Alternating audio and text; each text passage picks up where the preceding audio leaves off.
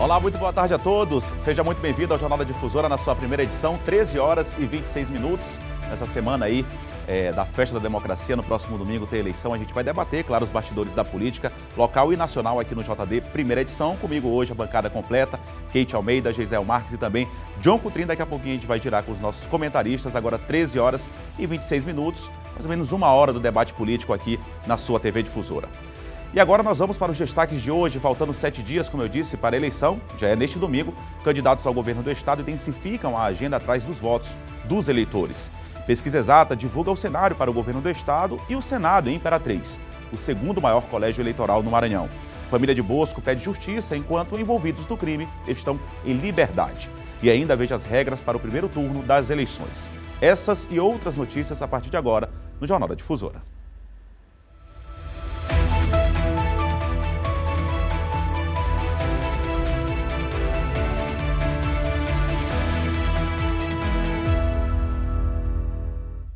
Mais uma vez agradecendo o carinho da sua audiência que nos acompanha aqui na capital São Luís, capital maranhense, toda a região metropolitana e, claro, no interior do estado. Como eu disse, nessa semana decisiva, semana de eleição no próximo domingo, os cidadãos brasileiros, maranhenses também, claro, eleitores, vão às urnas para escolher os nossos representantes aí para os próximos 4 anos. Presidente, governador, senador, deputados federal e estadual. Olha, a gente começa indo direto a Brasília, com o Ranieri Veloso. Ranieri, o candidato à presidência já está aqui conosco, Ciro Gomes, ele convocou, chamou a imprensa para dizer que tem sido vítima de uma campanha nacional e até internacional para retirar sua candidatura, mas ele garantiu, hoje pela manhã, que mesmo com toda essa pressão, se mantém na disputa, não é isso, Ranieri? Boa tarde a você, boa semana. É isso, Eduardo. Obrigada para vocês também. Boa tarde a todos que nos acompanham ao vivo, direto de Brasília. Bom, o candidato à presidência, Ciro Gomes, que não sai dos 7%, de acordo com as últimas pesquisas presidenciais, ele fez questão de convocar todos, e por volta das 10 horas da manhã de hoje em São Paulo, disse que apesar dos ataques que vem sofrendo, disse que a sua candidatura está de pé e que não vai desistir. E que aqueles que votam em Lula e Bolsonaro não reconhecem a questão do voto útil. Ele criticou essa estratégia que está sendo usada principalmente por Lula. Vale lembrar que durante o debate do último sábado com os candidatos à presidência, vários memes circularam nas redes sociais e imagens também foram alvos de críticas, porque Ciro chegou a cochichar ali com o ministro das Comunicações de Bolsonaro, Fábio Faria, que chegou também a logo em seguida passar uma espécie de mensagem ao presidente Jair Bolsonaro e até criaram a figura de Cironaro. Diante de tantas especulações e ataques para saber o que Ciro tinha cochichado naquele momento para Bolsonaro, ele fez questão de escrever esse manifesto à nação e destacou que vai competir até o fim. Vamos escutar um trecho da fala dele. É o que está acontecendo agora, quando estou sendo vítima de uma gigantesca e virulenta campanha nacional e internacional para a retirada da minha candidatura. Anotem e leiam os meus lábios. Nada deterá a minha disposição de seguir em frente a empunhar a bandeira do novo Projeto Nacional de Desenvolvimento e também a denunciar os corruptos, farsantes e demagogos que tentam ludibriar a fé popular com as suas falsas promessas. Bom, o candidato ele fez críticas, principalmente tem feito críticas, principalmente nos últimos dias, a Lula, que parte dos seus eleitores tem uma tendência de migrar o voto, que é de fato a mira do ex-presidente Lula. Eduardo. Ranieri, e o presidente Bolsonaro, candidato à reeleição, ele voltou a criticar o TSE durante uma live, é isso?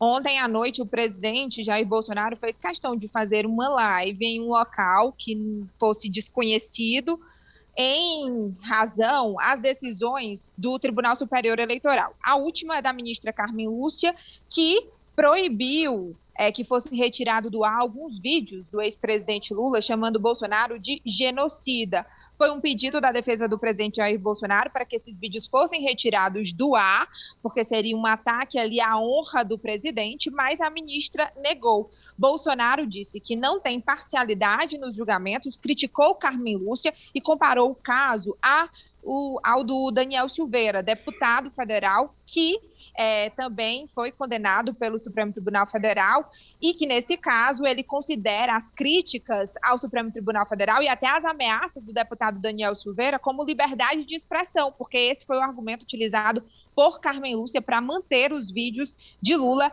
na internet. O presidente Jair Bolsonaro, diferente de Lula, nesse caso específico, ele sim já teve que retirar, sua campanha já teve que retirar alguns vídeos em que ele faz ataques direto a Lula. Ele disse que o tribunal não tem preocupação com a transparência eleitoral. Mas a gente sabe que, inclusive, o TSE já fez vários testes e até está em processo de teste de integridade de urnas, inclusive com a participação das Forças Armadas. E hoje à tarde, Eduardo, vai ter uma reunião entre o presidente do TSE, Alexandre de Moraes, e também representantes do Tribunal de Contas da União e Forças Armadas, porque eles vão fazer uma auditoria das Forças Armadas. Ou seja, a eleição vai ser checada mais de uma vez. Só lembrando também que durante essa live de ontem, Bolsonaro pediu voto para vários de seus apoiadores e no Maranhão ele se referiu ao candidato ao Senado, Roberto Rocha. Volto com vocês. Reafirmou, né, isso, Raniele? O candidato dele ao Senado Federal, Roberto Rocha, ele já havia confirmado, a gente inclusive trouxe aqui. Raniele, obrigado, boa semana. Essa semana vai ser de muito trabalho, certamente, semana de eleição decisiva aí, com certeza na capital federal, como em todo o Brasil. Obrigado, Raniele. A Raniele estará de volta no Jornal da Difusora na sua primeira edição ao longo da semana. Claro, importantes informações também lá da nossa capital federal de Brasília. Olha, agora nós vamos ao vivo com o Ciro Mineiro, que tem informações sobre uma série de cuidados que os candidatos devem tomar a partir de hoje, faltando 7 dias para as eleições. Olá, Ciro, boa tarde a você. Olá, Eduardo, boa tarde a você, boa tarde a todos aí no estúdio também que acompanham o Jornal da Difusora na sua primeira edição. Nós estamos há poucos dias, né, Eduardo, de um dia bastante decisivo para todos os eleitores, né, o dia das eleições, e por conta dessa proximidade com o dia 2 de outubro, algumas restrições, elas são necessárias, né, como, por exemplo, Eduardo, a partir de amanhã, do dia 27 de setembro, nenhum eleitor poderá ser preso ou detido, salvo no caso de flagrante delito ou sentença criminal condenatória por crime inafiançável ou desrespeito a salvo-conduto. Olha só, Eduardo, já no dia 29 de setembro é o último dia para a divulgação da propaganda eleitoral gratuita, tanto no rádio como na televisão. No dia 29 de setembro também é o último dia para reuniões públicas ou promoção de comício e utilização de aparelhagem de sonorização fixa entre 8 da manhã e meia-noite, com exceção de comício de encerramento de campanha, que poderá ser prorrogado por mais 2 horas. No dia 29 também é o último dia para debates na TV e no rádio, admitida a sua extensão até às 7 horas da manhã do dia 30 de setembro.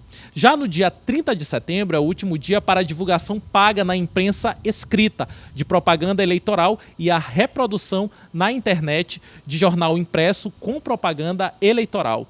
No dia 1º de outubro, Eduardo, é o último dia para a propaganda eleitoral mediante alto-falantes ou amplificadores de som entre as 8 da manhã e também às 22 horas até às 10 horas da noite. Também no dia 1º de outubro é a data limite para a distribuição de material gráfico e promoção de caminhada, carreata, passeata ou carro de som que transite pela cidade divulgando jingles ou mensagens de candidatos. Isso pode acontecer até às 10 horas da noite. E é importante a gente destacar, no dia 2 de outubro, próximo domingo, dia das eleições, importante que, acima de tudo, o eleitor vote consciente.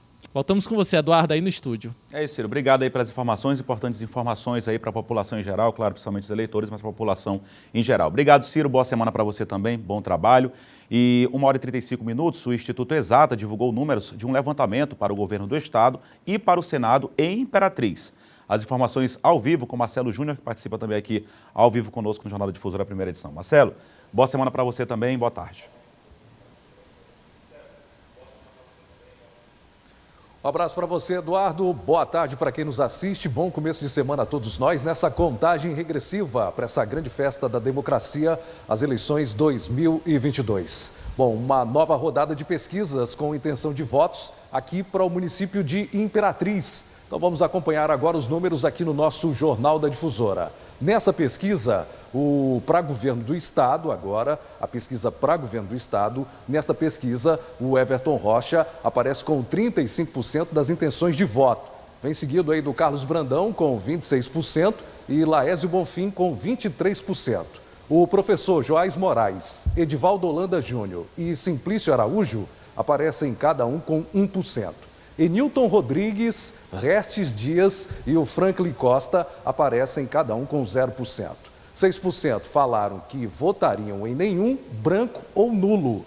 7% não sabia ou não respondeu. Isso aí, o resultado para o governo do estado. Ainda no governo do estado, os eleitores também responderam o seguinte questionamento: em qual deles o senhor não votaria de jeito nenhum? Essa pesquisa para o governo estadual apontou o seguinte resultado: Carlos Brandão aparece com 22% de rejeição, seguido por Everton Rocha com 16% e Laésio Bonfim com 15%. Simplício Araújo aparece com 13%. Franklin Costa e Enilton Rodrigues, cada um com 11%. Restes Dias com 8%. Edivaldo Holanda Júnior com 7% e o professor Joás Moraes com 6%. 35% votaria em todos e 17% não votaria em nenhum. 20% não sabe ou não responderam. Já para o Senado da República, também com indicação dessa pesquisa aqui para a cidade de Imperatriz, conferiu o seguinte resultado. Essa pesquisa para o Senado aqui em Imperatriz diz que Flávio Dino aparece com 51% dos votos. Roberto Rocha já em segundo com 29%. Pastor Ivo Nogueira com 5%. Antônia Cariongo com 1%. Saulo Arcangeli aparece com o resultado de 0%. 6% optaram por nenhum, branco ou nulo. 8% não sabem ou não responderam. Essa pesquisa de opinião pública foi realizada aqui no município de Imperatriz, entre os dias 14 e 16 de setembro de 2022. Pesquisa realizada pela empresa Exata.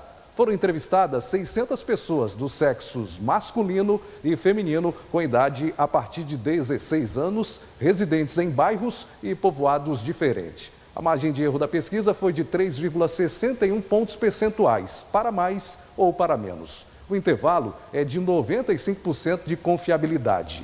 A pesquisa foi registrada no TSE com o número MA 07161/2022, mais uma pesquisa para governo do estado e senador realizada aqui na cidade de Imperatriz, e nós trazendo os números aqui no nosso Jornal da Difusora. Eduardo, eu volto com você. Obrigado, Marcelo. Mais uma vez, boa semana à equipe toda em Imperatriz. Grande abraço a todos em Imperatriz, na região Tocantina, nossa grande audiência aí na região Tocantina, centro-sul do estado também. Vou girar agora aqui com o John Coutrinho, o Geisel Marques e a Kate Almeida sobre os números aí. Importante colégio eleitoral, o segundo maior colégio eleitoral do estado do Maranhão, a nossa querida cidade de Imperatriz. Kate, boa tarde a você. Boa tarde, Eduardo. Boa tarde, Isael, ao John, a você que acompanha a gente aí pela TV. Muitíssimo obrigada por essa audiência. É interessante, se a gente puder retomar de novo esse quadro e colocar na tela, quando a gente fala sobre intenção de voto, né? E nesse momento em que a gente entra na reta final, para o pleito, que já é domingo agora, é importante você, eleitor, que de repente não está, sei lá, o acompanhou, né, nas últimas semanas essa realidade de pesquisas que foram feitas aqui no estado, é importante que você se atente exatamente para o que agora, durante essa semana, deve acontecer. A gente tem percebido, inclusive, se configurando desde a semana passada, né? Uma verdadeira enxurrada aí de pesquisas que têm sido feitas. Mas observe quando a pesquisa precisa ser analisada. Geisael, ele gosta de colocar aqui que pesquisas, me permita, se eu estiver errada, você me confirma, me corrige. Você disse que pesquisa você não gosta muito de ficar... Os números estão na tela, viu, Kate? Contrapondo, né? Eu não gosto de contestar a pesquisa, não. Não gosto muito de contestar, mas eu olho todas com desconfiança. Mas é exatamente isso que eu ia falar. Contestar, mas é preciso um olhar, né, aprofundado. E como é que a gente faz isso? Pegando outras, né, para a gente poder comparar. E até confrontar com a própria realidade em si. Claro. Se a pesquisa ela tem relação com a realidade. Claro. Entendeu? Observa, quando você tem 9 candidatos postos aí, então eu acho que já é um número considerável, né? E aí, quando você acompanha essa rotina, essa agenda, a movimentação da campanha em si, você já tem aí um balizador, né? É como se fosse ali uma balança. E aí você coloca nessa balança também essas pesquisas. Observa o cenário, nós temos a segunda maior cidade do Maranhão, que é a Imperatriz, né? E lá você tem, pode estampar total na tela, tá, Tiago? Lá você tem esse cenário quando aparece aí o senador Everton, né, na primeira colocação, com, pode botar todo, até para eu poder pescar, viu, Tiago? 35%.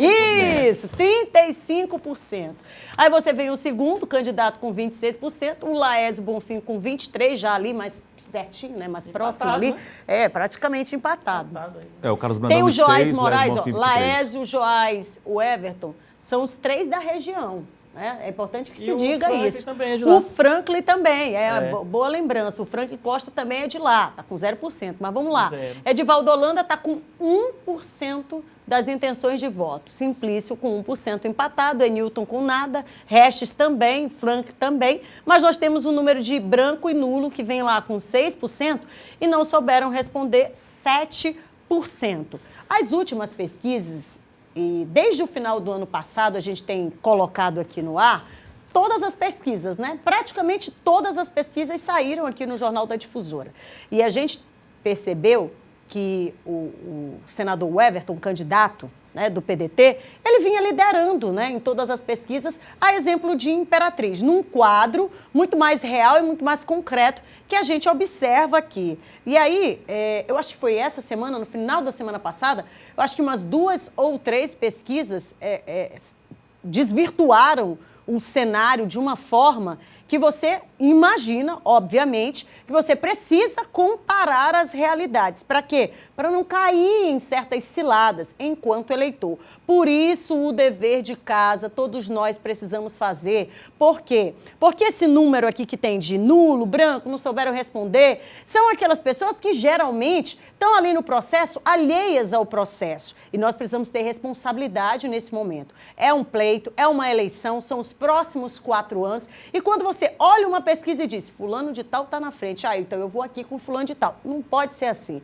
Por isso, muita responsabilidade ao pegar as pesquisas, a observar os cenários e colocar nessa balança, inclusive, a movimentação desses candidatos, para que você veja quem realmente está fazendo a movimentação nas ruas, quem é que realmente está chamando, está conseguindo agregar em torno de si. Então, é um exercício que demanda um pouquinho de tempo, mas é necessário nessa reta final, pelo menos, tá?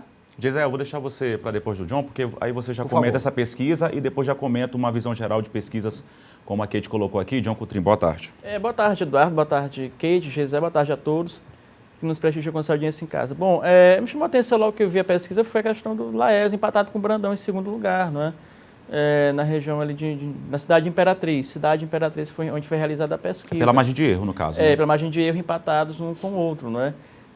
O Everton imaginava sim a liderança dele na cidade, até porque ele tem uma presença muito forte. É filho de lá? É filho de Imperatriz, né? E vem também focado, mandado ele senador para a cidade de Imperatriz, né? Hospital do Amor, várias ações que foram realizadas pelo Everton em parceria com o prefeito da cidade, importante destacar também, né, lá com a Assis, que o apoia.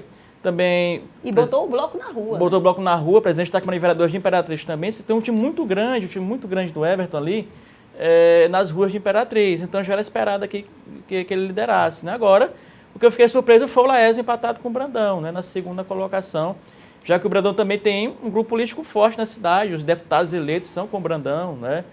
Mas é importante, viu, John, que quando essa pesquisa, você me Claro. permite, o Laésio, que não participou, inclusive, do último debate na cidade, na própria casa, isso reflete diretamente, né? Ele passou a manhã inteira, inclusive, dizendo que iria, que isso, que aquilo, e aí, do aeroporto, disse que não ia mais. Então, assim, isso teve uma repercussão na cidade, né? Com certeza, Kate, né? Com certeza. E como você observou, né, além do Everton, tem outros também nomes ali que são da cidade de Imperatriz, já citou aqui, não é? Então, uma pesquisa que dá um direcionamento, né, um parâmetro para a gente saber, aí nas grandes cidades, do Maranhão como está, né, São Luís, Imperatriz, dá a perceber, nem sabe do nome do Everton já consolidar na cidade de Imperatriz, é que nós falamos, vem trabalhando aí durante muito tempo, não é? Enquanto senador, tem massificado o nome dele na cidade de Imperatriz, e a gente vê que a população de Imperatriz também tem abraçado o nome do Everton na cidade, não é? Aí o Brandão também está em segundo lugar, o Laésio, que tem também feito muita campanha ali, tem vários apoiadores na cidade, Imperatriz, e na região também, que influencia de certa forma. E o Edivaldo me surpreende apenas com 1%, né? Na cidade de Imperatriz, não sei se ele tem feito campanha. Se eu não me engano, acho que a vice dele é de lá, né? A vice do Edivaldo é de lá. A vice dele é de lá. Ele já promoveu algumas carreatas na região sul. Se na última pesquisa, essa que eu acabei de falar, por isso que é importante a gente confrontar. O Edivaldo, que é daqui, da capital, o Edivaldo que foi prefeito, muito bem colocado, né, nos anos de mandato dele, 2 mandatos. Ele apareceu na pesquisa lá embaixo, John. Se aqui, na terra dele, ele está aparecendo lá embaixo, você avalia em outro cenário, em outra cidade. Então, daí tu já observa que tem ali alguma coisa errada. O Edivaldo tem que desconfiar, né? O Edivaldo tem focado muito a campanha dele em São Luís, não é? Mas acho que tem os grandes centros aí nas grandes cidades, a gente desconhece o nome dele. Tanto está provado aí que está com 1%, apesar da vice ser de lá. É estranho, né? Acho que precisa campanha no Maranhão são 217 municípios, você precisa de estrutura, você precisa, né, ter apoio na cidade, ter grupo político. Você não pode ir numa cidade, Kate, mas tem lá um ex-prefeito, tem lá, né, uma liderança política que reverbera o seu nome. Agora, tu sair da tua própria cidade com 7% da semana passada, é complicado isso, né? Geisel, boa tarde a você. Pode comentar a pesquisa, Geisel, e também emitir alguma opinião em relação a que a gente trouxe aqui, essas pesquisas agora na reta final, que visam aí simplesmente induzir o eleitor na última semana de campanha, que é o que a gente está vivendo agora. É só lembrar o seguinte, que essa pesquisa aí, ela é uma pesquisa da cidade de Imperatriz, né? E tem outras pesquisas que estão sendo divulgadas, geral, do Maranhão, e que elas, assim, têm um pouco de distorção no que diz respeito à realidade, né? Fogem à realidade. Aliás, inclusive até hoje uma pesquisa que seria divulgada do Instituto Econométrica foi suspensa pela Justiça, justamente por conter diversas irregularidades. O juiz eleitoral considerou que essas irregularidades, por causa dessas irregularidades, a pesquisa não poderia ser divulgada, inclusive com relação ao número de eleitores que estavam informados que seriam entrevistados e entrevistaram um número menor, o que impactaria, por exemplo, na margem de erro. Colocaram também que seria pesquisado presidente da República, mas só foi senador e governador. Colocaram os nomes de presidente que já desistiram da campanha e outros que estão na campanha e não colocaram. Então, assim, cheia de irregularidade, a pesquisa, inclusive, foi suspensa. E tem que tomar muito cuidado com isso. E vou dizer para você por quê. Seguindo o script do Palácio dos Leões, pesquisas querem fazer crer que não haverá segundo turno. Uma dezena de pesquisas registradas na última semana serão divulgadas nesses últimos dias de campanha numa tentativa de direcionar a escolha do eleitor. A coordenação de campanha de Carlos Brandão, do PSB, escolheu essa estratégia como último recurso para liquidar a eleição sem necessidade de segundo turno, onde corre maior risco de perder, pois todos os outros candidatos vão se unir contra a candidatura palaciana. No entanto, há ainda outra opção na estratégia dos Leões. Sabendo que haverá segundo turno, querem escolher um adversário mais fácil de derrotar. E esse adversário mais fácil de ser abatido na visão deles é o Laésio Bonfim, do PSC. Assim, as pesquisas divulgadas nesta última semana, além de trazerem números que façam crer que o Brandão pode ganhar no primeiro turno, também vão colocar o Laésio em segundo lugar. Anote e aguarde o resultado dessas pesquisas, você vai lembrar o que eu estou dizendo aqui. Tudo isso faz parte de uma estratégia de pegar o voto útil do eleitor nesta última semana para tentar forçar um primeiro turno ou então, se não, escolher o adversário que possa ser vencido no segundo turno. 1h49. Eduardo, inclusive tem uma nota que foi lançada à imprensa. Por causa do tempo, tá. Rapidamente, falando sobre... Mas é para alertar mesmo. A Associação Brasileira de Empresas de Pesquisa lançou uma nota à imprensa, uma nota pública, que diz que está cumprindo o seu papel institucional e observando com grande preocupação o atual cenário que envolve a divulgação de pesquisas eleitorais agora para 2022. E aí é importante, a gente vai inclusive colocar lá no Difusora 1 para o acesso, é uma nota extensa, mas coloca exatamente todos esses pontos que a gente tem levantado aqui. E a preocupação, né, com essa indução negativa negativa, obviamente, né? Porque não é um serviço, é um desserviço esse tipo de informação, mas que a Associação Brasileira de Empresas de Pesquisa, cumprindo o seu papel nesse sentido, coloca esse alerta para que as pessoas, o eleitor, possa ter cuidado na hora de fazer essa observação, essa leitura, né? Absorver essa informação, que de informação não tem nada, é um desserviço, né? Então, essa é a nota aqui, divulgada, portanto, pela ABEP. Importante. Ok, Kate, 1h50 e a seguir a agenda dos candidatos para esta segunda-feira.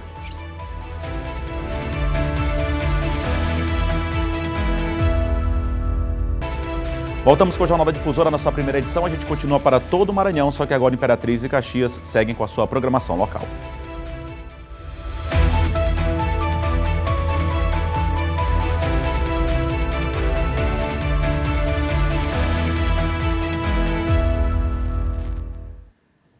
Agora a Fiat Revemar tem um recado importante para você. Olá pessoal, eu me chamo Fred, sou gerente comercial da Fiat Revemar Holandeses e quero apresentar um pouquinho da nossa loja para você. Aqui na Revemar, você dispõe de uma equipe especializada capaz de realizar o seu sonho de adquirir seu Fiat 0 km. Seja ela no showroom ou em vendas diretas, aquela que você compra via CNPJ, produtor rural ou PCD.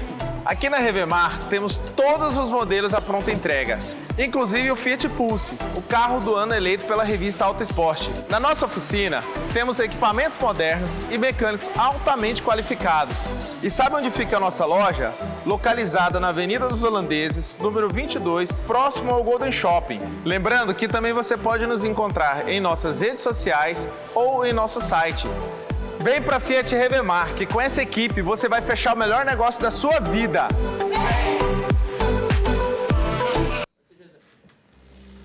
Recado dado, a gente continua aqui com o Jornal da Difusora na sua primeira edição, falando agora de eleições 2022, semana decisiva, você já sabe, aqui na TV Difusora.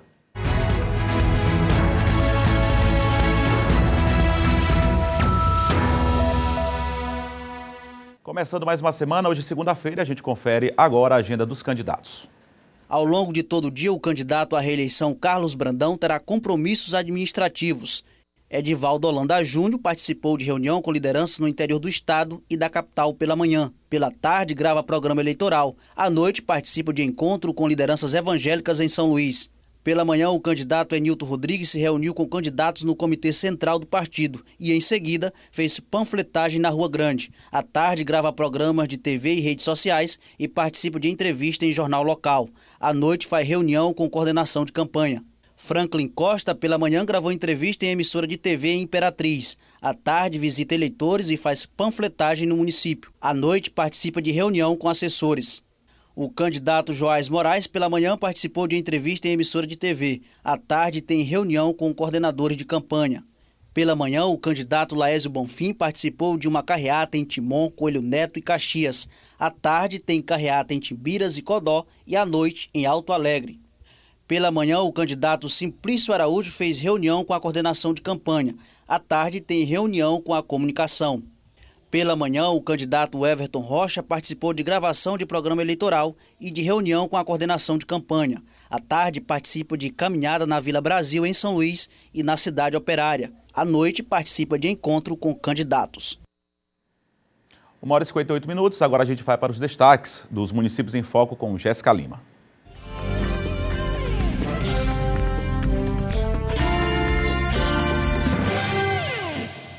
Olá, boa tarde. Clemilton Barros, prefeito de Urbano Santos, comemora os mais de 8 quilômetros de asfalto colocados no município. Estamos aqui na rua Monsenhor Pedro Santos, uma das ruas contemplada com recapeamento asfáltico, numa parceria entre o governo municipal e o governo do estado do Maranhão. Mais de 8 quilômetros de asfalto para colocarmos nas principais ruas do centro da cidade.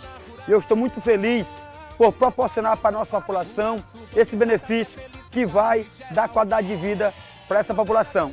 Dizer ao nosso povo que continue acreditando no nosso trabalho, que esse serviço será estendido para outros locais, para outros bairros e assim avançando na infraestrutura da nossa cidade e melhorando a cada dia a nossa cidade para que nosso povo viva bem e com dignidade.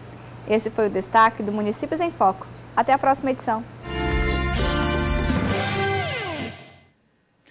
Agora quase 2 horas em ponto e depois do intervalo, a família de Bosco pede justiça enquanto envolvidos no crime estão em liberdade. Esse e outros assuntos daqui a pouquinho, girando aqui com John, Kate e Israel. A gente volta já.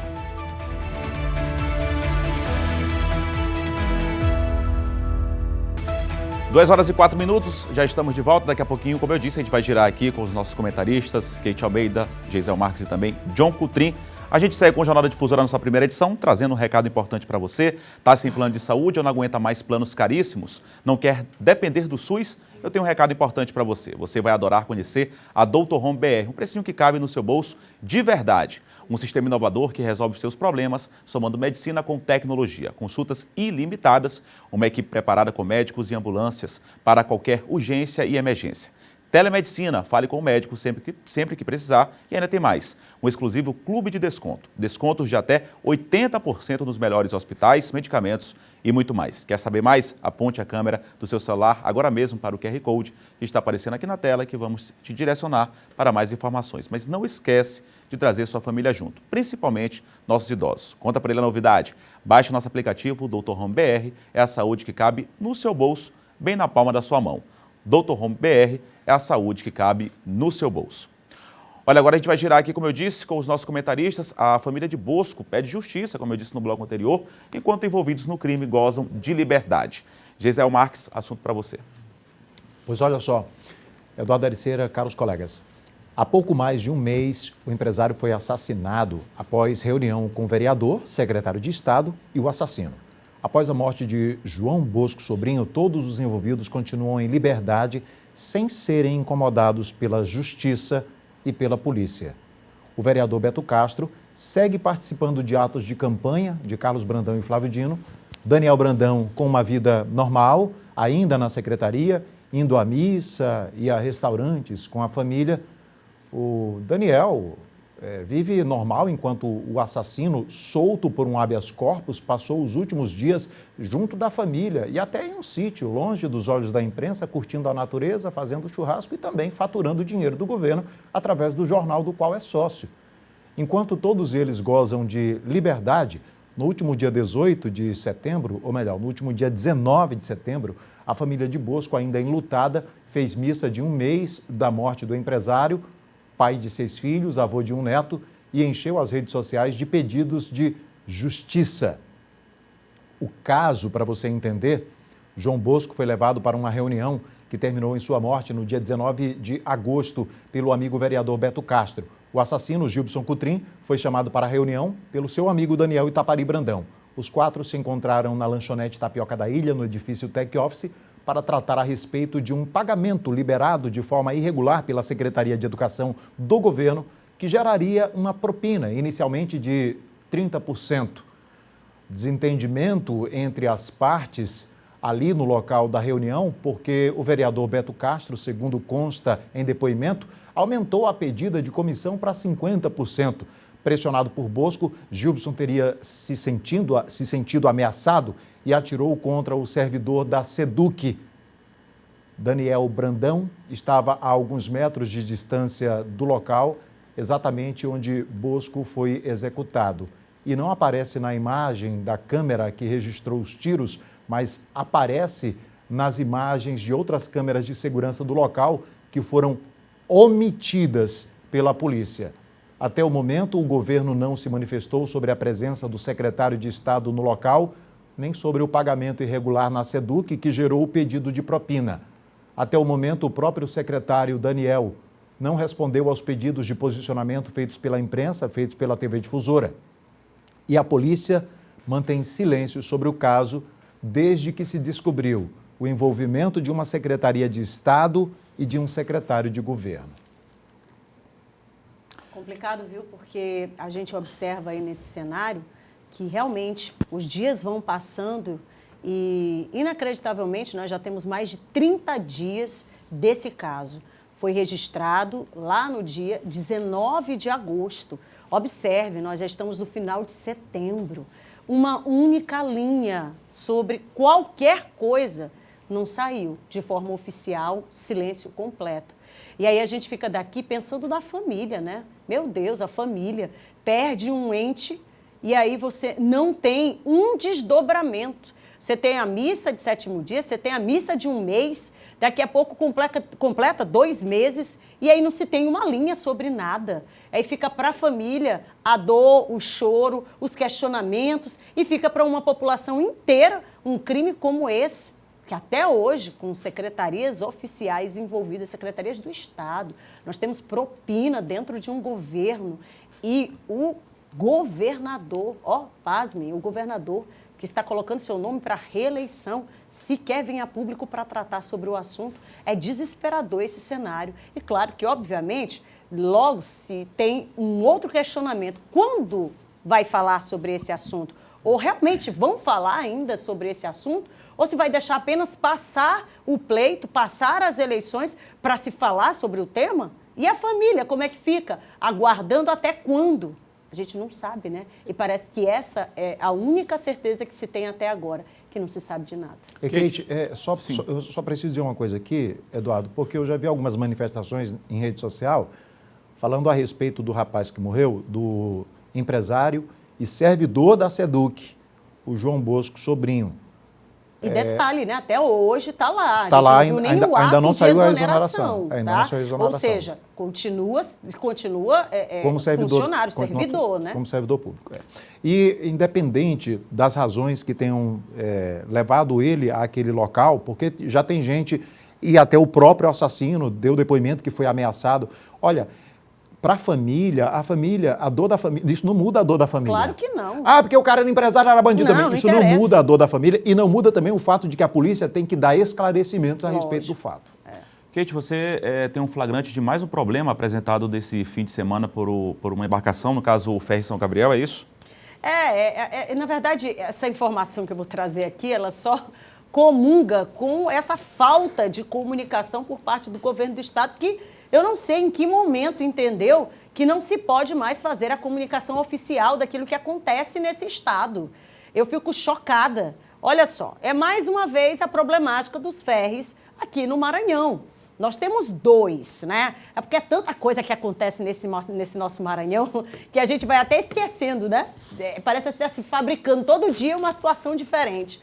Mas acredite, nós temos 2 ferries aqui que são grandes, né? Apesar de fluviais para navegarem em rio, eles foram adaptados para o mar. E o resultado é esse que você está vendo aí, encalhado de novo.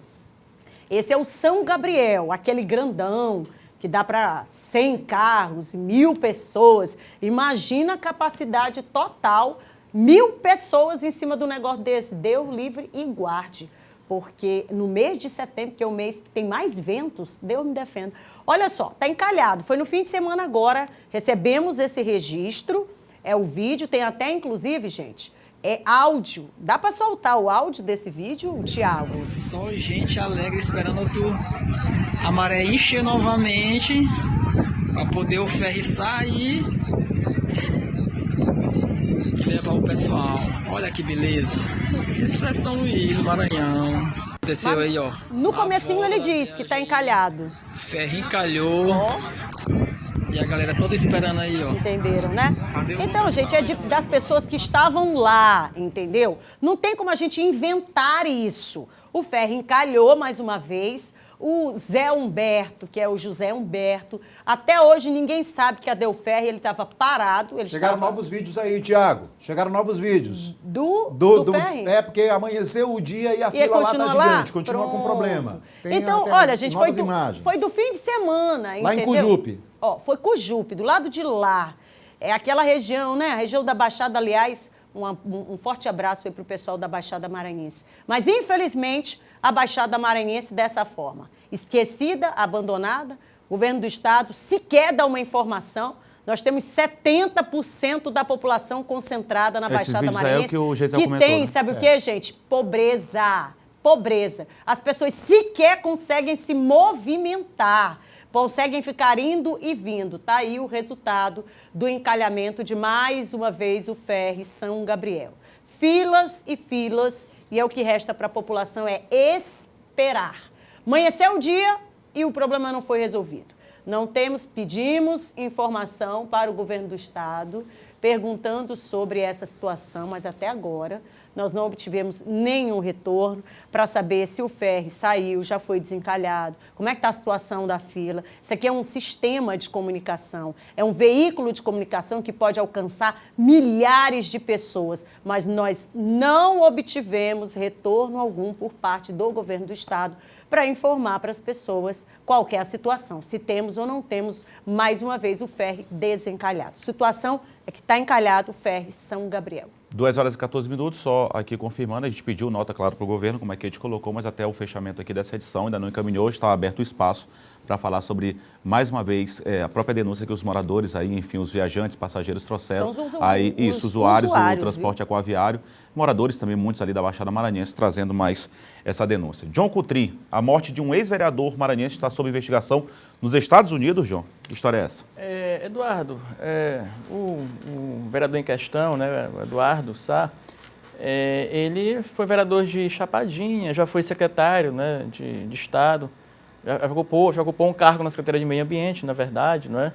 E estava morando por um tempo nos Estados Unidos. Qual gestão? Acho que da Rosiana Sarney, da Rosiana, não é? Ele ocupou um cargo lá na Secretaria de Meio Ambiente.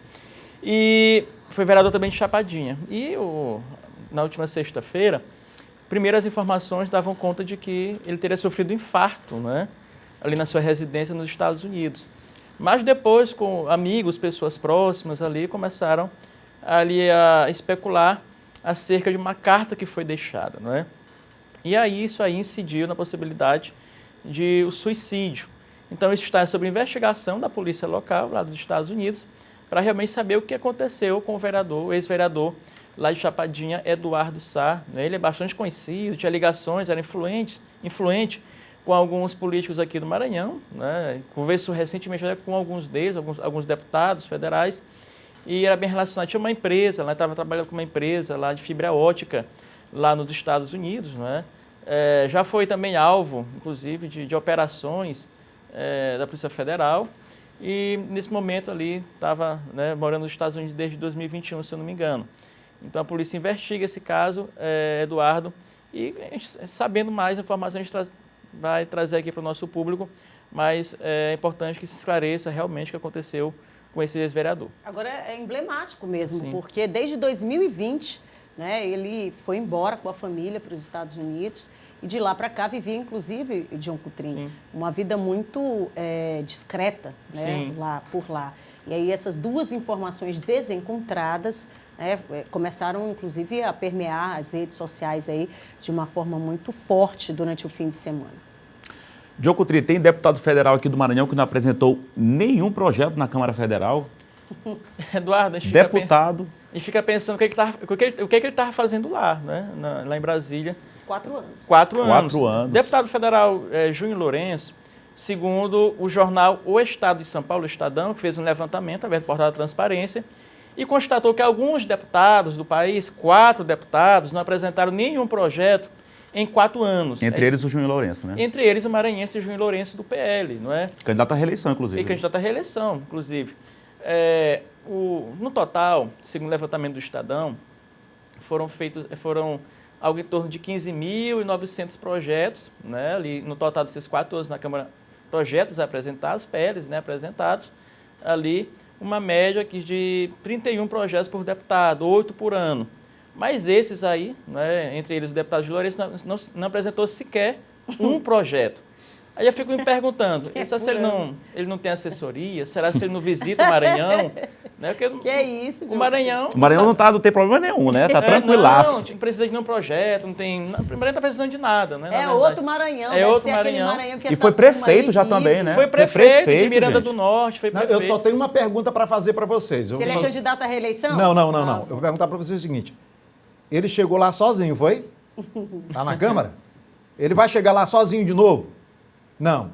Quem foi que botou esse rapaz lá? Foi o povo. Ah, muito bem, foi o eleitor. Será que cobra depois também? Mas é exatamente por isso que a gente volta a dizer aqui, candidato à reeleição, avalia aí se merece os próximos 4 anos. Tem outros nomes também com poucos projetos apresentados, né? Por que eu levanto essa questão? Tem poucos, mas esse não tem nenhum. Sim. Eu levanto essa questão pela seguinte razão, porque muitas vezes essa é a época em que o eleitor, principalmente no interior, troca o seu votinho. É a época que o eleitor vê a oportunidade de pegar uma carrada de areia, não sei o que lá e tal. Mas aí, Israel, só para eu concluir o raciocínio. Não, mas só para eu concluir o raciocínio, veja bem.